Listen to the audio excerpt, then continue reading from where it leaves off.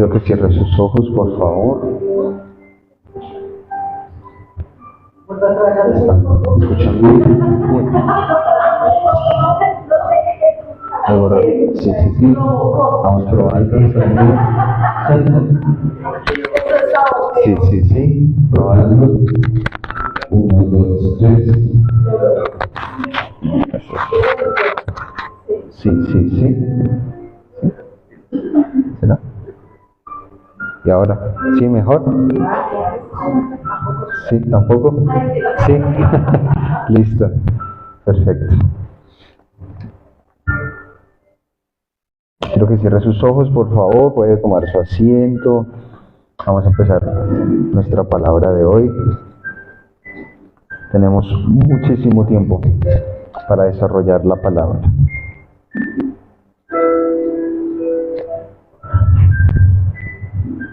Quiero que usted tome un respiro bien profundo, que inhale todo lo tan profundo como le sea posible, sostenga esa respiración, no la suelte, yo no le dije que la soltara, y en el momento en el que la suelte necesito que usted, junto con esa respiración que va a soltar, suelte todos los problemas, inconformidades, inconvenientes, obligaciones que le estén ocupando espacio en su cerebro en este momento. ¿Listo? Entonces vamos a hacerlo de nuevo. Vamos a inhalar, vamos a sostener 2, 3, 4 segundos y soltamos todo lo que ocupa espacio en nuestra mente, porque cuando Dios habla en nuestra vida es necesario, es fundamental que nuestro cerebro esté exclusivamente dedicado a la palabra. ¿Estamos de acuerdo?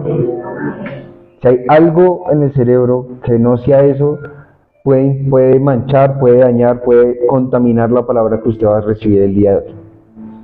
Entonces, espero que usted haya hecho bien el ejercicio y piense un poco en que su preocupación no le va a solucionar lo que está pasando, ¿cierto? No lo va a solucionar. Así sea algo muy sencillo, sea algo muy complejo, no importa usted cuánto se preocupe, el problema va a seguir estando ahí. Si yo me estreso y me empiezo a preocupar, no significa que ya se vaya a solucionar el problema, o sí. No cambia nada. Entonces, pues, ahorre energías y deje que lo que esté pasando pase, y usted se encargará cuando salgamos del culto, pero por ahora, este es su momento de recibir alimento. ¿Listo? Entonces, enfóquese en ese momento de recibir alimento. Pues vamos a hablar de un tema que hemos titulado Navegando en aguas misteriosas, ¿cierto? Navegando en aguas misteriosas. Para eso quiero que todos vayamos a Marcos 4:35. Aníbal, que es ahí el genio de todo este tema, es el que me va a ayudar. Si puede buscarlo en su celular, en su Biblia física, hágalo. Si no tiene, pues tenemos afortunadamente la tecnología para ayudarnos, ¿cierto? Entonces Marcos 4:35, vamos a estar leyendo hasta el 41. Navegando en aguas misteriosas. Quiero que mire a la persona que tiene al lado con cara de misterio y le diga: navegando en aguas misteriosas. Pero con cara de misterio. ¿Listo? De nuevo, otra vez. Navegando en aguas misteriosas. ¿Listo? Dice así la palabra de Dios, Nueva Versión Internacional.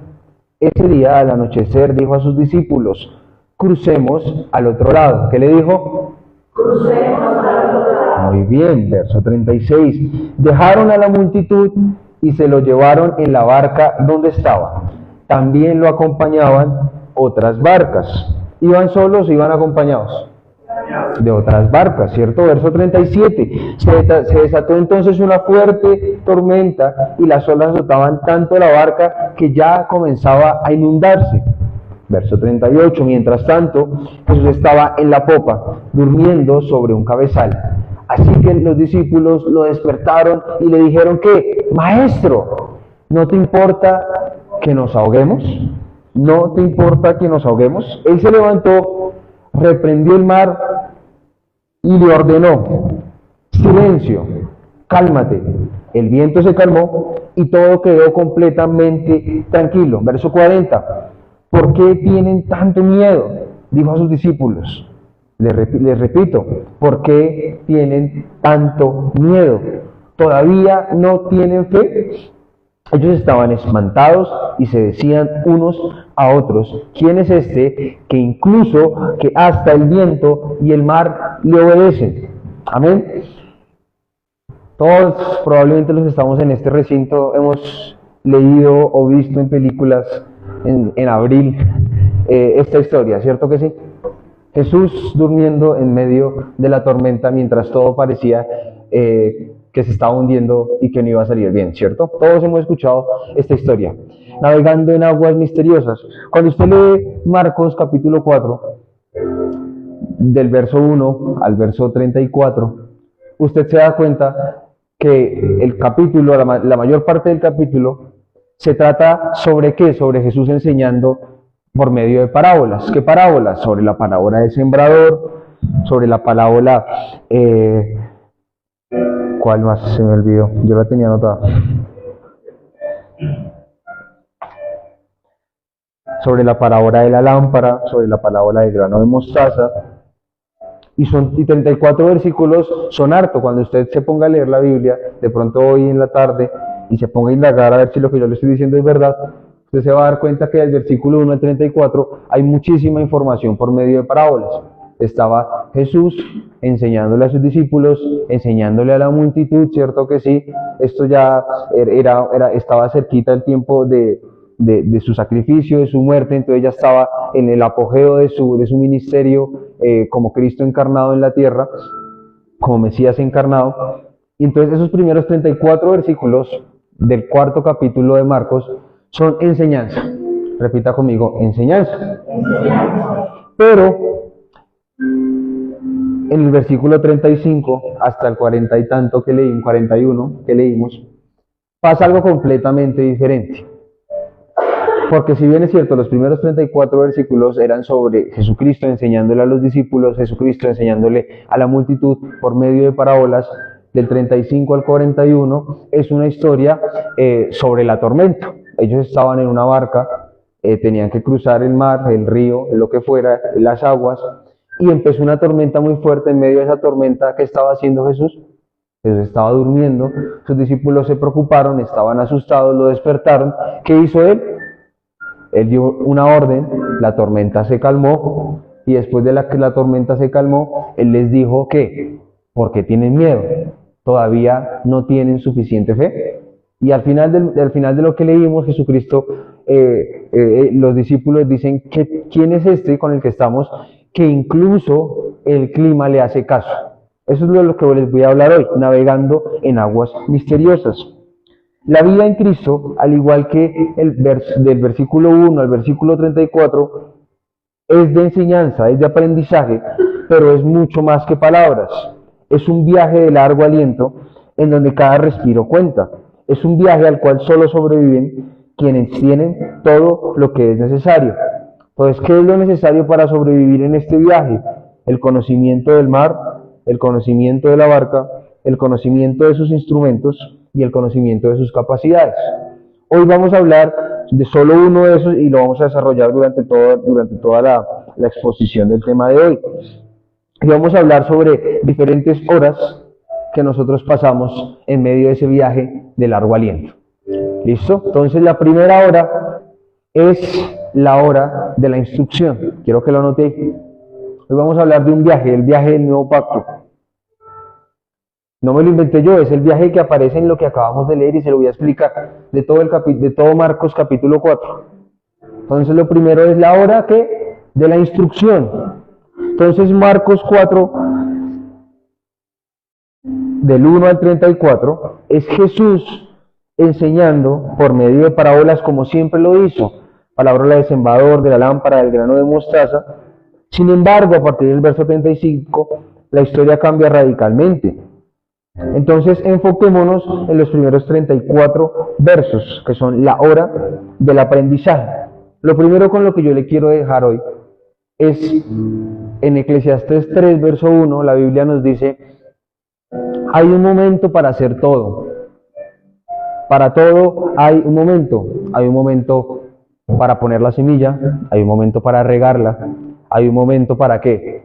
Para esperar a que la semilla crezca, hay un momento para recoger el fruto que dio la semilla, hay otro momento para separar el fruto de lo que creció con ella que tal vez no era tan útil, quemar lo malo y aprovechar el fruto bueno, pero todo en la tierra tiene un tiempo, todo tiene su momento oportuno, hay un tiempo para todo lo que se hace bajo el cielo. Y eso es la esencia de lo que yo le quiero a usted enseñar hoy. Para todo existe un momento. Y en nuestro viaje, en la vida en Cristo, el primer tiempo siempre es la hora de ¿qué? La hora de la instrucción, la hora de recibir enseñanza. ¿Por qué? Porque antes de lanzarnos al mar, el Señor siempre va a capacitarnos, amados. Él no puede delegarnos para labores para las que no estamos capacitados. Él no puede darnos funciones dentro de la compañía del barco, a no ser que Él esté completamente seguro de que estamos capacitados, preparados y perfeccionados para cumplir esa función dentro del barco. ¿Por qué? Porque si Él lo pone a usted a limpiar los pisos del barco, y usted no los limpia bien y no los seca bien, entonces de pronto uno de los marineros que tiene que cambiar una de las velas pasa corriendo, se cae, se lastima, se rompe una pierna y nos quedamos sin la persona que era la única que sabía hacer eso dentro del barco. Entonces, de la misma manera, Jesucristo cuando lo capacita a usted lo hace porque sabe que si no lo capacita, Él no le va a poder delegar nada dentro del cuerpo de Cristo. ¿Estamos de acuerdo? Amén. Entonces, Salmo 143, verso 10 dice así: enséñame a hacer tu voluntad, porque tú eres mi Dios, que tu buen espíritu me guíe por terreno firme. Les repito el verso: enséñame a hacer tu voluntad, porque tú eres mi Dios, que tu buen espíritu me guíe por un terreno firme. Entonces, la hora del aprendizaje debe ser abrazada, debe ser respetada y debe ser aprovechada por cada persona que nació de nuevo en Cristo. ¿Por qué? Porque tiene que entender que es parte fundamental de su viaje. ¿Y por qué dirá? ¿Por qué es fundamental si usted no me la leyó? Claro, porque era muy larga y no nos alcanzaba el tiempo de hoy. Pero dése cuenta que son 34 versículos en hora de enseñanza y solo 6 en época de práctica. ¿Sí se da cuenta? 34 versículos de un capítulo enfocados en la hora de la instrucción. La hora de la instrucción es fundamental. No podemos simplemente pasárnosla por el ladito como si no fuera importante. Porque si usted no aprende bien, después usted no va a poder ejecutar bien.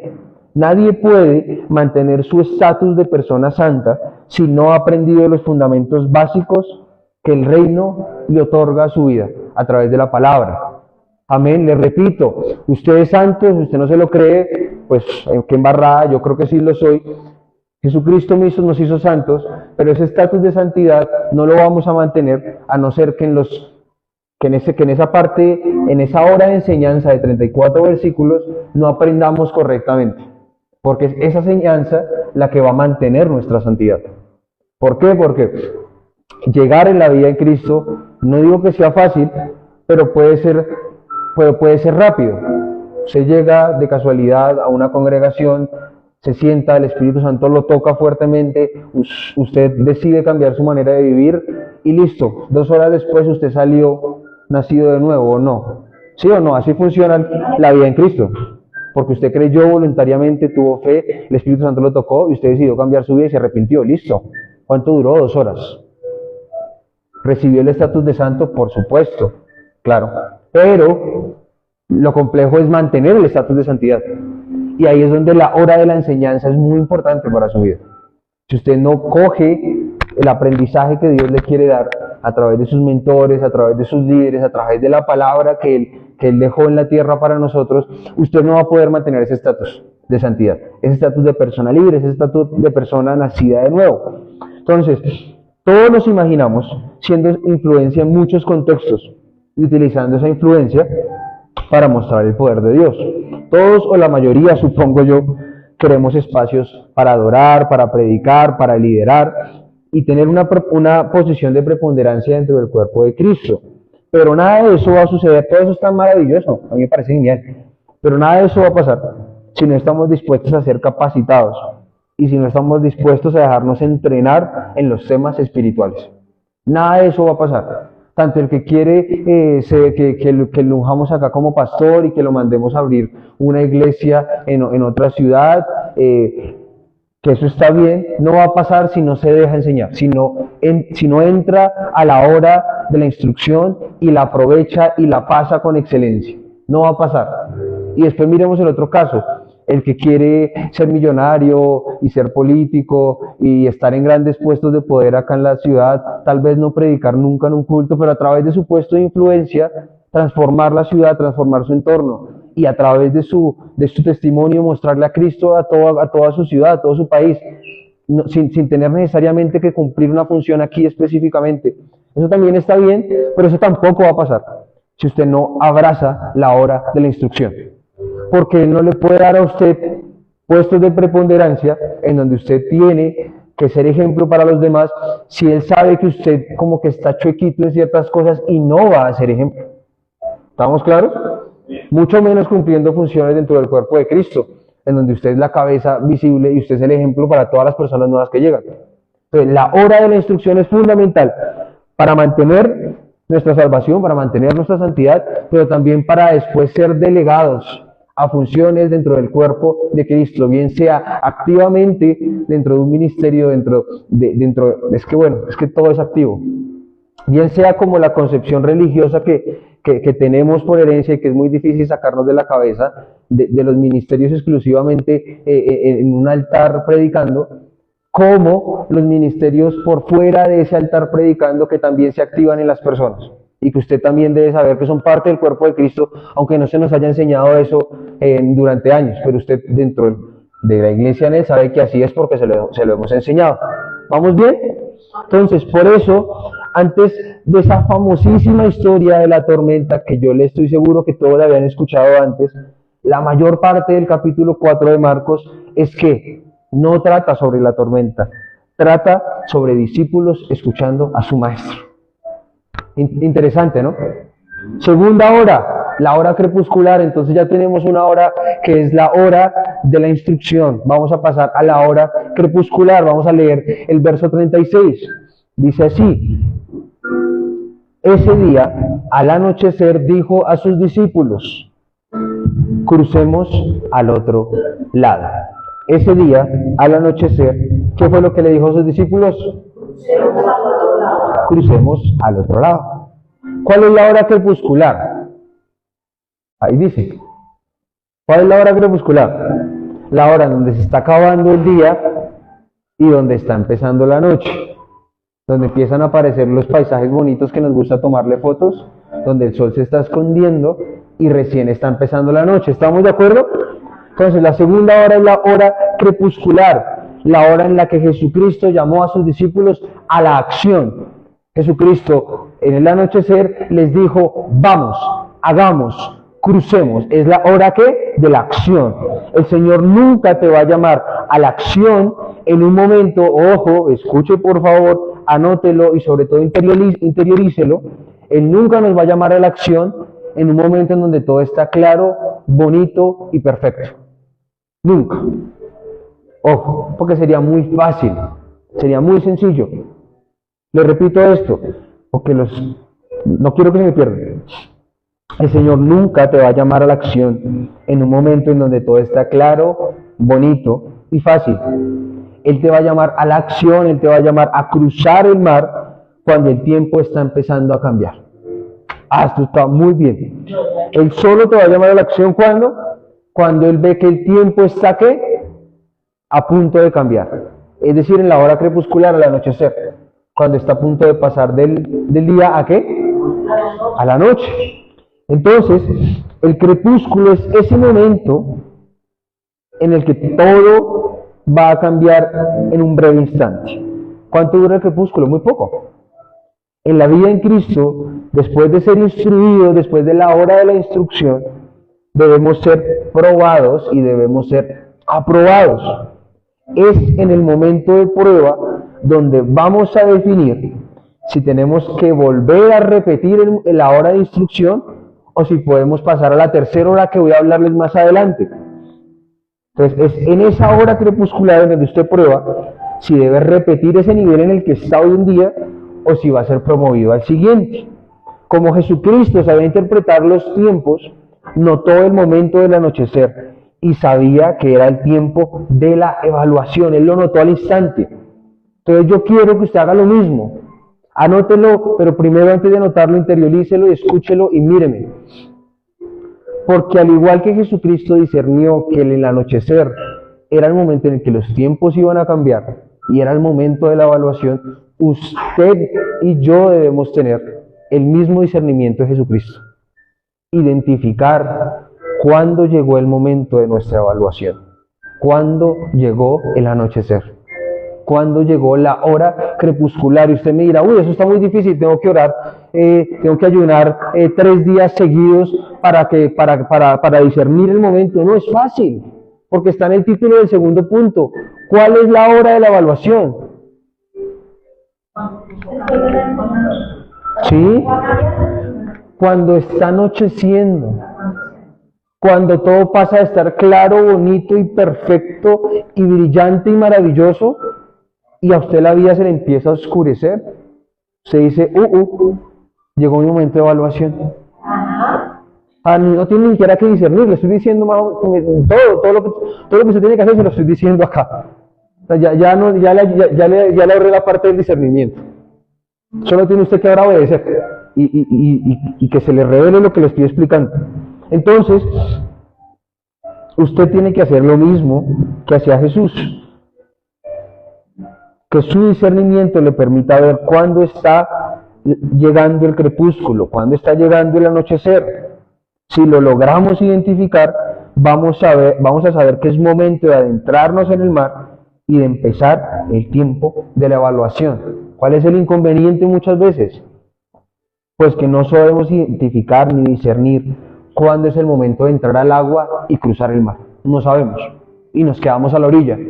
Hemos escuchado, hemos ayunado, hemos orado, hemos leído, nos hemos capacitado, etcétera, etcétera, etcétera, y así sucesivamente. Pero aunque estamos preparados, seguimos a la orilla. Y pasan los días, y pasan los anocheceres, y pasan los crepúsculos, y pasan los meses, y seguimos a la orilla porque nunca entendimos el llamado a la acción, la hora crepuscular, la hora de ir al mar y meternos al mar, porque seguimos asustados. Claro, porque el anochecer nos asusta, nos da miedo, porque de que todo esté claro y bonito en la vida, a que empiecen a haber problemas familiares, financieros, emocionales, carnales, pues entonces nos asusta. Y no entendemos que es precisamente ese momento en el que Dios quiere evaluarnos. Pero a usted y a mí nunca nos va a volver a pasar esto de aquí en adelante. Usted va a discernir que en el momento en el que está cambiando el tiempo, porque todo en la vida son temporadas, no todo en la vida es la montaña maravillosa, siempre hay montañas, valles, hasta el día en que nos muramos, todo en la vida va a ser así, ¿cierto que sí? ¿Alguno cree que no? ¿Alguno ha vivido 40 años de montaña constante? ¿O de valle constante? Uy, qué pobrecito, ojalá no. No, todos son montañas, valles. Y cuando usted está empezando su valle, usted debe entender que es el momento en donde Dios a usted lo quiere evaluar. Y tiene que tiene que ir a cruzar el mar, no se puede quedar quieto siguiendo acumulando palabras, siguiendo acumulando predicaciones, siguiendo acumulando oraciones y ayunos. Es el tiempo de hacer. Y eso es lo que yo le quiero transmitir hoy. En segundo lugar, es tiempo de hacer. Porque la mayoría acá, si no todos, hemos ya aprendido demasiado, hemos ya recibido demasiado, hemos sido ya capacitados demasiado. Ya no sé realmente qué más le podría yo a usted predicar después de tantos años acá, que usted ya no haya escuchado, que usted ya no haya aprendido, que usted ya no haya comprendido en su espíritu. Es momento de actuar. Es momento de meterse al mar y ser probado y ser evaluado. Amén. Tercer punto, tercera hora. Ya pasamos por la hora de la instrucción. Primeros 34 versículos. Ya pasamos por la hora crepuscular, donde Él les dice al anochecer, crucemos, hagamos. Tercero, la hora de la aparente soledad. Dice así el verso 36. Dejaron a la multitud y se lo llevaron en la barca donde estaba. También lo acompañaban otras barcas. ¿Dejaron a quién? a la multitud. Quiero que no se desconcentre, quiero que diga conmigo, la multitud. Y se lo llevaron, ¿a quién? ¿A quién se lo llevaron? A Jesús. Y se lo llevaron en la barca donde estaba. También lo acompañaban otras barcas. ¿La hora de qué? De la aparente soledad. Una vez recibimos el llamado a la acción, el llamado a navegar, es necesario dejar de lado todas las distracciones y todo el ruido. Anótelo ahí, por favor. Dice entonces el verso 36 que dejaron a la multitud, dejaron la distracción, dejaron el ruido, dejaron la política de rebaño, la política de multitud, y se enfocaron. La hora de la aparente soledad es una hora en donde hay que dejar las distracciones y el ruido de lado. Amén. Las distracciones que pueden ser personas, cosas, situaciones, dolores, conflictos, tentaciones. Por favor, no se me desconcentren, les repito. Hay muchas cosas que usted lo pueden distraer personas, cosas, dolores, pecado, tentaciones, pero es importante que usted y yo entendamos que va a ser imposible navegar escuchando a la multitud. Va a ser imposible entrar en el tiempo de evaluación, en el tiempo de navegación, si usted va a estar escuchando lo que dice la multitud. Va a ser imposible navegar rodeado de factores de distracción, es imposible hacerlo. El que navega, el que lleva el timón, debe estar completamente concentrado en lo que está haciendo. Usted no va a ver a un piloto de avión jugando un videojuego en su celular mientras va conduciendo el avión. Aun cuando en vuelos largos hay partes del vuelo en donde el avión hace todo. Incluso cuando el avión hace todo, él no va a estar viendo una película. ¿Por qué? Porque aunque supuestamente el avión hace todo, él está supervisando, él es el que está navegando. Y si hay ruidos, si hay distracciones, él no va a lograr navegar correctamente. Entonces, cuando estamos en la hora de la aparente soledad, vamos a tener que dejar al lado toda la distracción que tenemos en nuestra vida. Los problemas familiares, de pareja, emocionales, las tentaciones, incluso las dolencias de salud que nos distraen. Vamos a tener en la hora de la aparente soledad que dejar absolutamente toda distracción. ¿Y qué va a pasar? De aquí el tema de que se llame la hora de la aparente soledad. Y es que cuando usted quita el ruido, cuando usted quita la distracción, usted va a empezar a sentirse solo, ¿cierto? Cuando usted empieza a apagar el sonido ambiente, cuando usted empieza a ponerse aquí los cositos igual que los caballos, para no distraerse con lo que está pasando a su alrededor, usted va a empezar a sentir soledad aparentemente. ¿A qué se debe? Se debe a que cuando usted suprime los distractores, cuando usted suprime todos los factores de entretenimiento en su vida que no lo nutren, usted le va a quedar mucho tiempo libre con usted mismo. Y eso le va a generar a usted una aparente sensación de soledad. Y el gran problema del ser humano es que solemos confundir el silencio y el tiempo libre con la soledad. Y con que estamos solos y con que no hay nadie con nosotros. Sin embargo, note algo. Note que los discípulos que estaban en la barca con Jesús nunca estuvieron solos. Y por eso cuando leí todo completo al principio, yo le dije a usted que repitiera eso. ¿Con quiénes estaban? Claro, estaban con Cristo en la barca. Solos no estaban para nada. Pero además de eso, tenían a otras barcas que estaban cerca de ellos acompañándolos. Es decir, aunque parecía que ellos estaban solos, ellos no estaban solos. En el momento de tu evaluación, yo te quiero decir algo. Vas a pasar por un tiempo de aparente soledad, pero va a ser solo apariencia de soledad, porque no estás acostumbrado a quitar el ruido, a quitar las personas, a quitar las situaciones que no te nutren, que no necesariamente son malas, pero que son distractoras, que son de entretenimiento. Pero en esa eliminación del ruido no implica que estés navegando solo, porque va a estar navegando con usted el que le enseñó durante 34 versículos, el que lo instruyó, vigilando a ver a usted cómo le va en el tiempo de su evaluación. Pero dos, van a haber otras barcas navegando juntamente con usted, hermanos y hermanas en su fe, que aunque usted no los vea, que incluso aunque usted no lo conozca, usted debe entender que hay mucha gente en el mundo que mientras usted está en su etapa de evaluación en el medio del mar, ellos también están ahí aunque usted no los vea. Es decir, usted no está solo por lo que está pasando. Usted no es el único que está en la tormenta. Usted no es la única barca que está metida en la tormenta siendo evaluada y siendo procesada. Hay muchas otras, aunque usted no las vea porque está muy oscura la tormenta, ahí están, pasando por lo mismo que usted, siendo evaluadas al igual que usted. Pero al igual que usted, tienen a Cristo en esa barca. Y al igual que usted no están solas, sino que usted también las está acompañando. Amén. Mientras tú y yo estamos en la tormenta, muchos otros miembros del cuerpo de Cristo también lo están. Y eso debería ser una motivación para su vida. Entender que aunque la tormenta parezca un tiempo de mucha soledad, es solo soledad aparente. Hay muchos más que están pasando por lo mismo que usted. Amén. Y esa soledad a usted no lo debe reprimir. Usted debe entender con su discernimiento que la hora de la aparente soledad es simplemente eso, un tiempo temporal, como lo dice la palabra, de aparente soledad, donde usted probablemente no está solo, pero se está sintiendo solo porque quitó distracciones.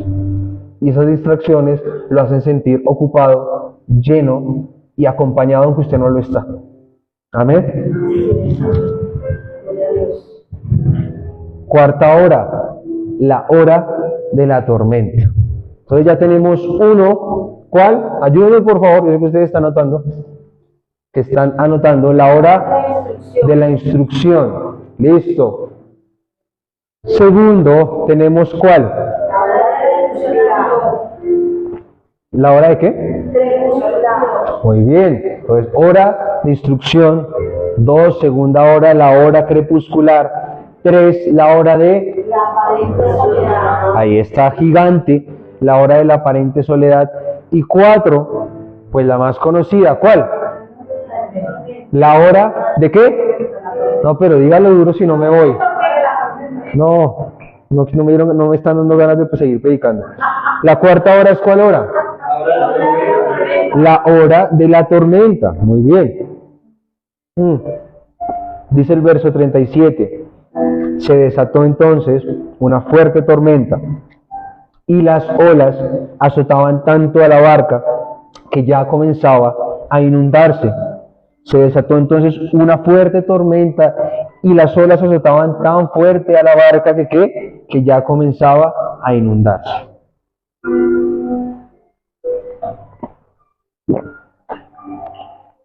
La hora de la tormenta es el momento cúspide de todo este recorrido. Es ese breve pero aparente largo espacio de tiempo donde todo en su vida se lo declaro va a entrar en absoluto caos. Todo, caos absoluto.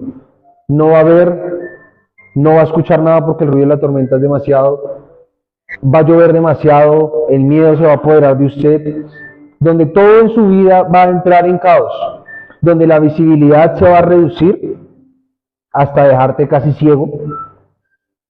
Eso es verdad, si alguien de pronto ha estado en un crucero, yo no, pero si ha estado de pronto en lugares de la costa muy desolados, no los que son turísticos, los que son bien desolados, como me pasó en un viaje que hice al Pacífico este año, usted se va a dar cuenta que en un momento de tormenta usted no va a ver nada, salvo un montón de rayos y truenos que caen que logran alumbrar la inmensidad y la infinitud del mar, pero no va a haber nada más. Yo estaba en un pueblo, esto me ayuda a que usted no se desconcentre primero y a ejemplificar lo que le estoy diciendo, porque como que me están haciendo falta ejemplos ahí, aunque yo sé que usted me está entendiendo. Estaba en un pueblo en donde después de las 8 de la noche no hay luz y vuelve hasta las 11 de la mañana, y es un pueblo de 200 personas. Y es un pueblo que está en la mitad de la nada, hay que llegar se demora 1 o 2 horas llegando en lancha desde el lugar donde lo deja usted su transporte aéreo. Es decir, que está en el medio de la nada. Y además que está en el Océano Pacífico, un océano bastante, ¿cómo decirlo?, bullicioso, bastante fuerte, bastante independiente. Entonces, después de las 11 de la noche, la visibilidad es completamente nula. Y si usted se está quedando como yo, en medio de una cabaña que está a 2 metros del mar, entonces lo que pasa en un momento de tormenta es que la cabaña se va a empezar a mover como si hubiera un terremoto. Y como no está hecho así, sino que está hecho con teja, las tejas van a empezar a sonar y se van a empezar a mover. Y va a ser así toda la noche. Y el ruido de los truenos, y el ruido de los truenos va a ser tanto como si Daniel, no estoy mintiendo, pusiera una canción a lo máximo que estos parlantes permiten. Que es mucho, si alguna vez ustedes han escuchado cuando se nos daña el sonido. Es muy fuerte, y es así horas seguidas, 3, 4, 5, 6, 7, 8 horas seguidas. Y usted es la única persona que se está hospedando en esa cabaña.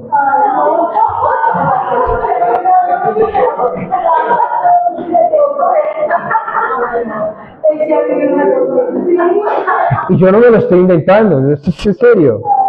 Entonces por eso le estoy diciendo que esto es real. En el momento de la tormenta, en la hora de la tormenta, su visibilidad se va a reducir hasta dejarlo prácticamente ciego. No importa usted cuánto logre mirar, usted no va a ver un poquito de luz, sino salvo solo cuando cae el trueno. Nunca más va a haber luz durante horas enteras, hasta que logra amanecer. Entonces, donde el ruido va a ser tan amenazante, que usted preferiría estar muerto que estar pasando por esa situación. ¿Cierto que sí? Sin embargo, la hora de la tormenta es fundamental para forjar el carácter de los marineros. ¿Sabe por qué? Yo entendí en esas bellas noches que pasé en ese lugar que nadie es realmente un experto en navegación si no se ha enfrentado a tormentas apocalípticas en el medio del mar. Y saliendo vivo solo gracias a las habilidades que ha aprendido durante su tiempo de enseñanza. Para llamarse marinero, para llamarse un experto del mar, usted tuvo que haber pasado por muchas tormentas así y salir ileso. Usted tuvo que, para llamarse un marinero experto, como pasaba en tiempos antiguos, ya no pasar por tormentas así en medio del mar y sobrevivir. No sobrevivir porque la suerte lo acompañó, sino sobrevivir porque usted pudo aplicar en medio de la tormenta las enseñanzas de su maestro. Lo que tenía que hacer en el barco, el lugar donde se tenía que esconder, los protocolos que había en el barco en tiempo de tormenta. Porque si usted se llama marinero y nunca ha pasado por una tormenta fuerte y la ha probado satisfactoriamente, usted realmente no es un marinero, usted es un marinerito. Usted es un marinero, un premarinero. Usted es una persona que está en aprendizaje para tal vez en un futuro ser marinero. Pero es la hora de la tormenta en donde usted se pone la camiseta, se pone su chaleco y demuestra si es o no es marinero. Porque demostrar su santidad cuando todo está bien es muy fácil. Demostrar su santidad cuando usted está en un vino nuevo, ojo, gente, pónganse serios, hay que hacer un vino nuevo. Cuando demostrar su santidad de pensamientos, cuando usted está 3 días metido con Dios en una finca apartada, pues fácil, hermano, ¿cierto? Cualquiera. Pero no es tan fácil cuando usted está en la tormenta. Demostrar su fidelidad a Dios, su capacidad de congregarse, cuando todo está bien, cuando su cuenta del banco está repleta, cuando su familia está sana, cuando su familia está feliz, cuando su matrimonio está estable. Es muy fácil venir a alzar las manos y decirle a Dios que usted lo ama. Y ir a hacer visitas y servir y decirle al pastor, heme aquí, envíame a mí, yo soy. Pero cuando usted está en el momento de la tormenta, cuando llega la enfermedad a su casa, a su familia, a la gente a la que usted ama, cuando empieza a tocar la muerte de personas de su familia, cuando ya la abundancia ya cesó un poquito y ya no es tanta como lo era antes, ahí es donde sí vale el tiempo de evaluación. Y por eso es que me remito al segundo punto. Su tiempo de evaluación no es cuando todo va a estar bello. Su punto de evaluación va a empezar cuando todo se vuelva un caos en su vida. Ahí es donde va a empezar realmente su evaluación.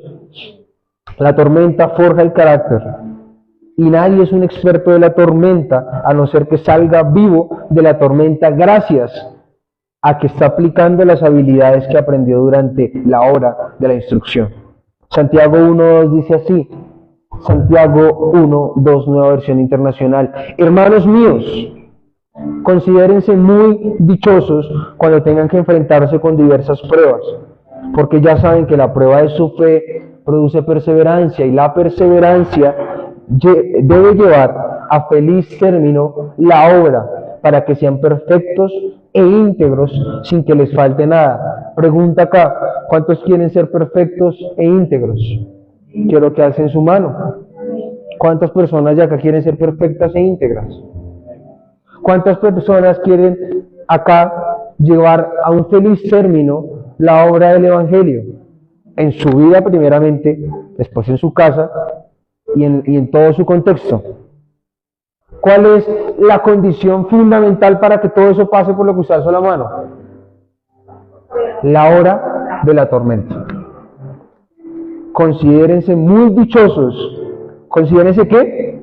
Dichosos. Cuando tengan que enfrentarse con diversas pruebas. Y repito esto porque creo que no lo aplicamos. Yo no lo aplico. Tenemos que aplicarlo. En el momento de la tormenta, aunque la estemos pasando muy mal, aunque tal vez vayamos a llorar mucho, a gritar mucho, a sufrir mucho, a sentir tristeza, bueno, muchas cosas, usted debe aferrarse a Santiago 1.2, que dice, dichosos cuando tengan que enfrentarse a diversas pruebas. Porque usted debe entender en su espíritu que es esa tormenta la que lo va a usted a cambiar de nivel, la que lo va a usted a cambiar de dimensión, la que a usted lo está evaluando. De esa tormenta depende que todo el largo tiempo de enseñanza de 34 versículos sirva para algo. De usted depende que el tiempo más largo de todo lo que le estoy enseñando, que es la hora primera, la hora de la instrucción, sirva o no sirva. Entonces usted dirá si va a perder muchos meses o años de su vida solo porque en un periodo corto que parece largo por lo difícil, usted no va a poder aplicarlo. Es su responsabilidad, no de Dios, gente. Eso no es responsabilidad de Dios, es responsabilidad suya. Avancemos, la hora quinta, pero volvamos a retomar. Entonces, primero tenemos la hora primera, que es la hora de la instrucción. Segundo, tenemos la hora segunda, que es la hora de la hora crepuscular, muy bien. Después tenemos la tercera hora, que es la hora de aparente soledad. Tenemos la cuarta, que es la que terminamos hasta ahora, que es la hora de ¿qué? De la tormenta. Y un poco superpuesta encima de la hora de la tormenta, tenemos la hora de la duda. De la duda. La hora de la duda, dice el verso 38. Mientras tanto, Jesús estaba en la popa, durmiendo sobre un cabezal. Ah, hombre, qué rico ser así de tranquilo, ¿no? Jesús, ¿qué estaba haciendo? Estaba durmiendo. Yo creo que estaba soñando con el reino que nos iba a traer. Debía estar más contento ese man descansando. Y debía estar, yo creo que debía estar en un sueño profundo, mano, porque estaba haciendo una tormenta muy dura y llevaba todo el día enseñando a la multitud. Eso es muy desgastante. Si 50 minutos acá lo dejan a uno cansado, imagínense enseñarle a una multitud entera durante 8, 9, 10 horas seguidas en medio del sol, ¿cierto? Obviamente él estaba en un sueño profundo, él estaba en otra vaina.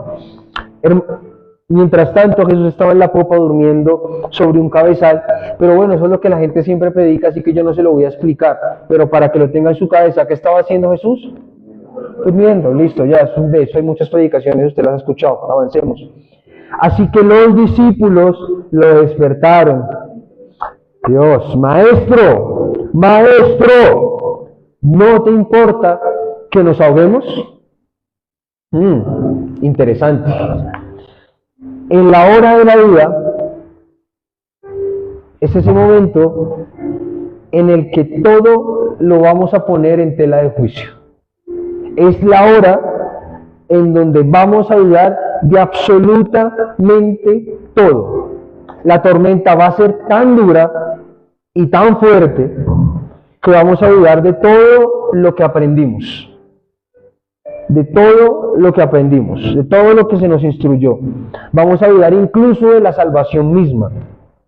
Pero la hora de la duda, aparte de todo eso que se nos va a cuestionar y de lo que vamos a dudar, es muy importante. ¿Sabe usted por qué? Pregúnteme por qué, Ronald.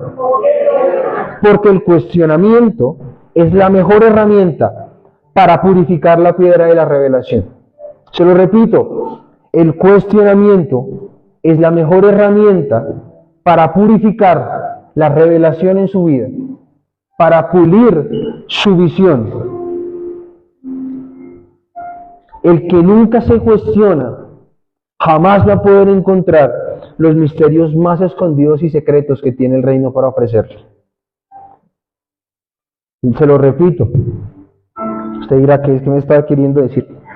El que nunca se cuestiona jamás va a poder encontrar los misterios y los secretos más escondidos del reino de Dios. Lo que hace a los grandes maestros de la palabra, lo que son, lo que fueron en su momento, los que ya están muertos, ha sido eso, su capacidad de cuestionamiento. Ha sido eso, su amplio gusto y placer por curiosear, por ver que hay más allá, por indagar profundamente en la palabra del Señor y en los misterios del Señor. El que nunca se cuestiona, les repito, jamás va a poder encontrar los misterios más escondidos.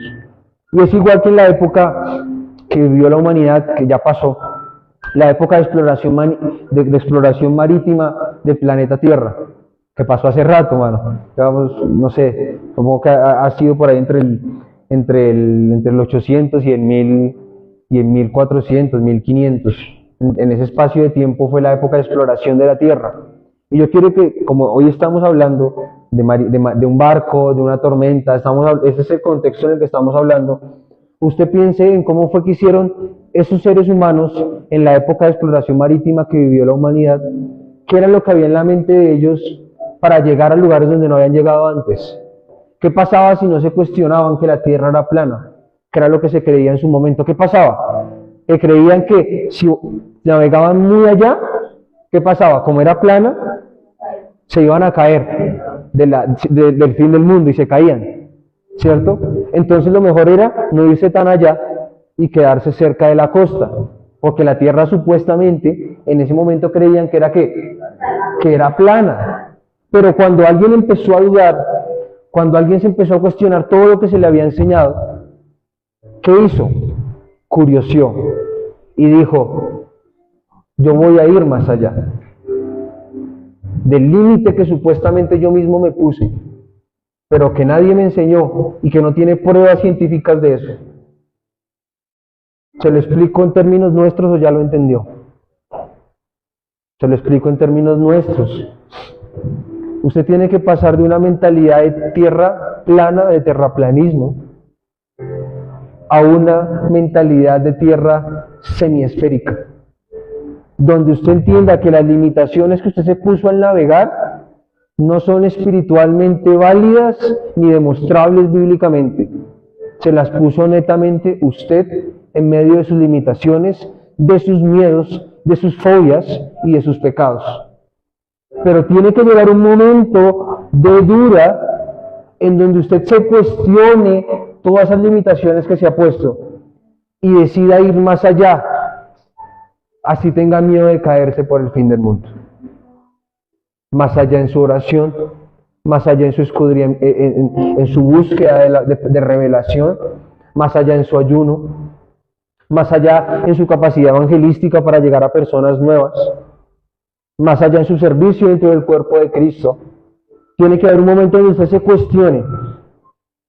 Claro, está la duda mala, porque la tormenta lo va a hacer dudar de todo lo que usted aprendió, y la tormenta tiene esa función de hacerle dudar a ver qué tan fuerte es su fe, qué tan fuerte es su enseñanza. Pero por otra parte, Lo bueno es que la tormenta quiere que usted dude, que usted indague y que usted pruebe cuáles son sus límites y los extienda.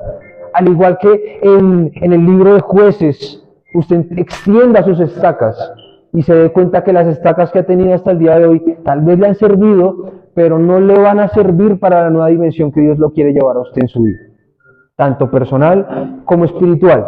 ¿Vamos bien? Entonces, la hora de la duda.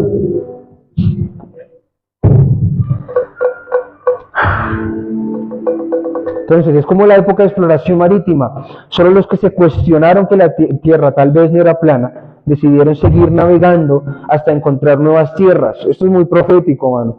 ¿Y qué encontraron en esas tierras? Gracias a su duda y gracias a su capacidad de indagación, y gracias a que decidieron extender sus estacas y sus límites, encontraron en las nuevas tierras.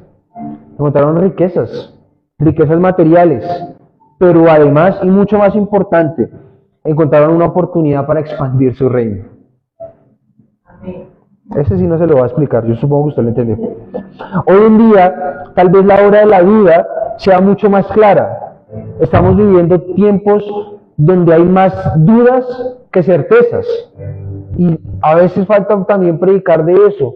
No sabemos qué va a pasar con la economía del mundo, así seamos muy expertos en el tema de economía. No sabemos a dónde va a terminar la ética y la moral de la humanidad, que de por sí está súper degradada, pero cada día se encarga de sorprendernos más y de mostrarnos que se puede degradar todavía más.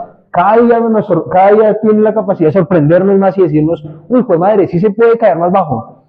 Y yo le aseguro que se puede caer todavía más bajo. Todavía no hemos llegado al límite de lo que se puede ver en la humanidad. Falta mucho más. Muchas congregaciones están cerrando. En todos los países, usted se ha dado cuenta y lo puede comprobar. El pastor que tiene muchas conexiones podrá dar fe de ello y darnos una lista con nombres y apellidos. ¿Cierto que sí? Estamos en una época donde la duda es mucho más grande que la certeza, donde las dudas son mucho más grandes que las pocas certezas que tenemos. Incluso estamos cuestionando, bueno, aunque eso se lleva cuestionando miles de años, pero ahorita ha habido un boom mucho más específico por unas declaraciones de nuestra existencia propia dentro del universo.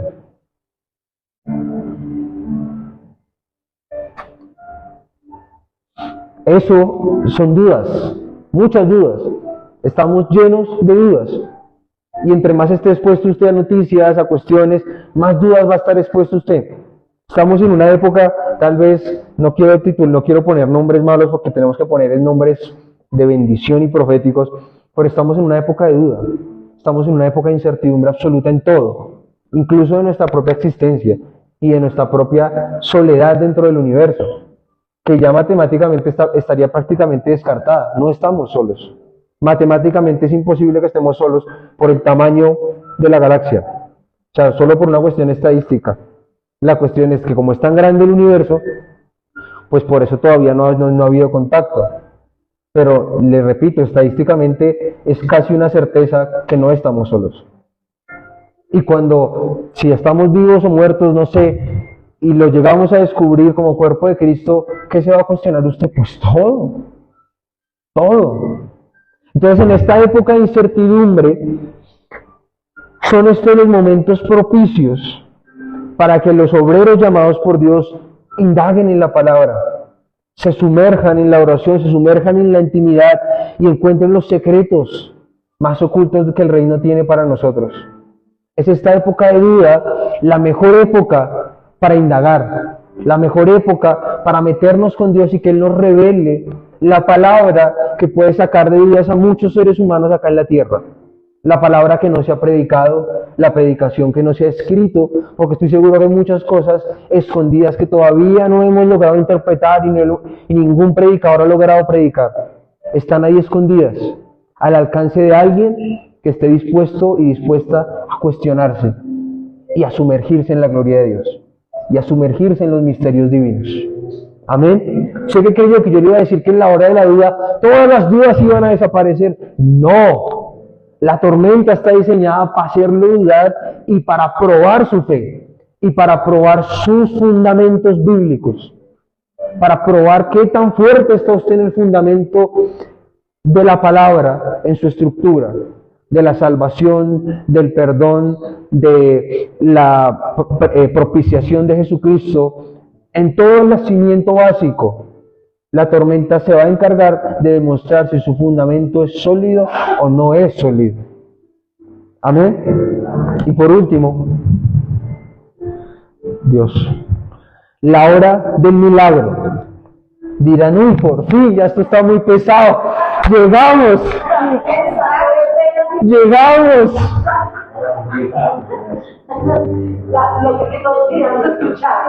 Pero si usted supiera que no es lo que usted cree lo que le voy a decir.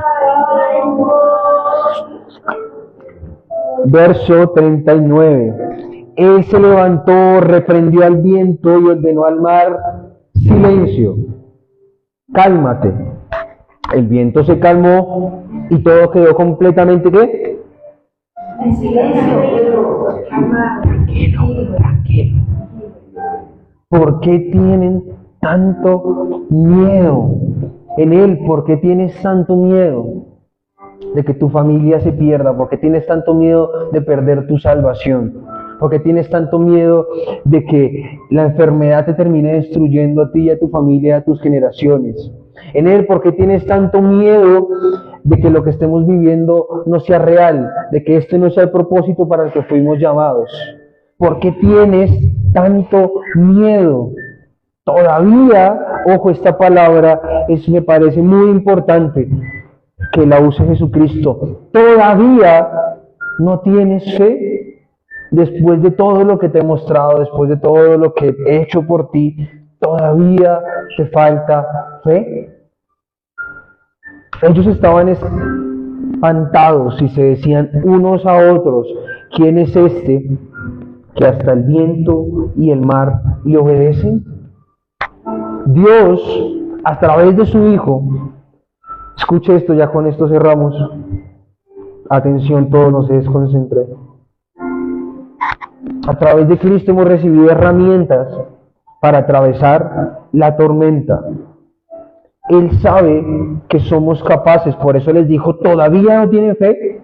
Él sabía que ya estaban capacitados, Él sabía que ya habían visto todo lo que tenían que ver, Él sabía que ya habían escuchado todo lo que tenían que escuchar, Él sabía que ya habían visto las señales que tenían que ver para hacer lo que tenían que hacer en medio de la tormenta, y por eso les dijo, todavía no tienen fe. Pero entonces, como ya se nos entregaron todas las herramientas y Él sabe que las tenemos, Él sabe que somos capaces, viene la hora del milagro. Y hay dos cosas que debemos aprender sobre la hora del milagro, que tal vez a usted no le va a gustar que yo se las diga, pero se las voy a decir. Primero,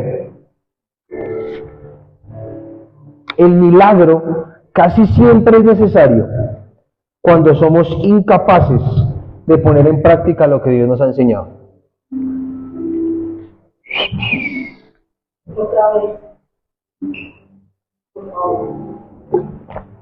Los discípulos en ese momento no necesitaban un milagro. Necesitaban aplicar lo que habían aprendido y lo que habían visto. Y no pudieron, entonces tuvo que entrar el milagro. Bendecido el milagro, obvio, ¿no? Que nadie crea que yo estoy acá hablando apostasía. Bendecido el milagro, bendecía la señal, bendecía la manifestación divina de la gloria y la inmensidad de la palabra, del hombre hecho verbo, del verbo hecho hombre. Pero no era necesario. Él tuvo que entrar a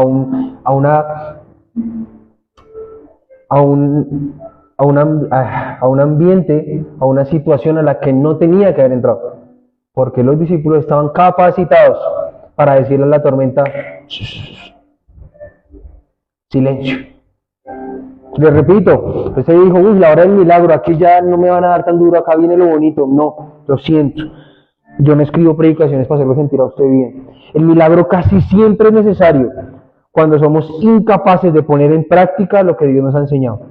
La mayoría no necesitaría un milagro financiero si hubiera aplicado los principios bíblicos que se le han ilustrado en la iglesia. Y me voy a poner todavía un poco más agresivo.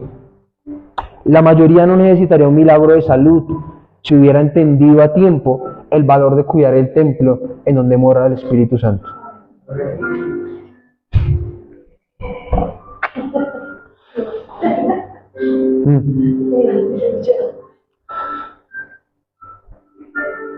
No lo voy a explicar más. Es claro, ¿cierto? Dejemos de pensar que hay que vivir de milagro en milagro. Ellos no necesitaban que Jesucristo se parara de su sueño profundo porque su cuerpo físicamente estaba súper cansado. Él tenía que estar descansando, man. Físicamente, ¿no? Ellos tenían que haberlo hecho por sí mismos. Ahí no tenía que haber entrado el milagro. Casi siempre usted va a poder salir de la tormenta con los instrumentos que Dios le ha dado. Con su sabiduría, con su entendimiento, con su paz, con sus dones, con sus frutos, con la oración, con el diezmo, con la ofrenda, con el ayuno, con la intimidad, con la lectura de la palabra, con el congregarse, con la alabanza, con la oración, etcétera, etcétera, etcétera, etcétera. Casi siempre, o sea, casi siempre.